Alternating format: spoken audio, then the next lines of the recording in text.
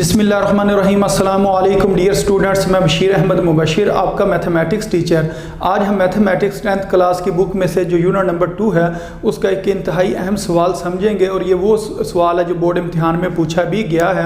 तो ये कुछ इस तरीके से पूछते हैं कि prove that each complex cube root of unity is reciprocal of the other, कि आपने ये प्रूव करना है कि जो क्यूब रूट ऑफ यूनिटी के कम्प्लेक्स वाले जो दो रूट्स हैं वो एक दूसरे का रेसिप्रोकल होते हैं। तो अगर हम ये देखें कि जो क्यूब रूट ऑफ यूनिटी हैं वो असल में तीन होते हैं, एक 1 होता है, एक ओमेगा होता है और एक ओमेगा स्केयर होता है। ये जो दोनों हैं ये कम्प्लेक्स होते हैं और ये वाला जो 1 है ये क्या होता है, रियल होता है। अब आपने इसकी बात नहीं करनी है, वो इसकी बात कर रहे हैं क्वेश्चन में। वो कह रहे हैं जो complex cube root of unity हैं यानी कि ओमेगा और ओमेगा स्केयर, ये दोनों एक दूसरे का क्या होते हैं, रेसिप्रोकल होते हैं। इस चीज़ को प्रूव करें।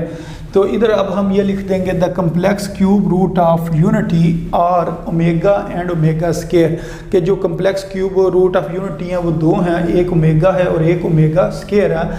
तो इसके बाद आपने लिखना है वी नो डैट, हम जानते हैं कि ओमेगा क्यूब ये किसके बराबर होता है जी, 1 के बराबर होता है। इसका भी हमने प्रूव किया था कि वो किस तरह हमने किया था, ये जो तीनों थे ना इनको हमने मल्टीप्लाई किया था, 1 को, ओमेगा को और ओमेगा स्केयर को। जब हमने मल्टीप्लाई किया था इनकी वैल्यूज़ थी, 1 की जगह पर 1 लिखा था, ओमेगा की जगह पर हमने लिखा था -1 plus square root -3 divided by 2 और फिर इसके ओमेगा स्केयर की जगह हमने लिखा था -1 माइनस लिखना था।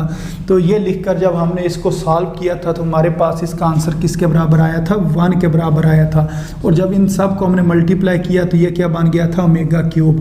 यानी कि 1 को ओमेगा से मल्टीप्लाई किया ओमेगा, और ओमेगा को जब ओमेगा स्केयर से मल्टीप्लाई किया था तो क्या बना था, ओमेगा क्यूब बना था।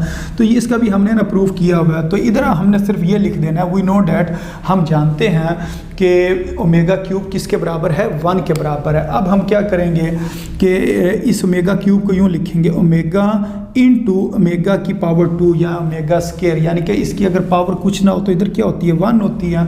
तो अगर बेस सेम हो तो पावर्स ऐड हो जाएंगी, 1 + 2 कितना हो जाएगा, 3 हो जाएगा।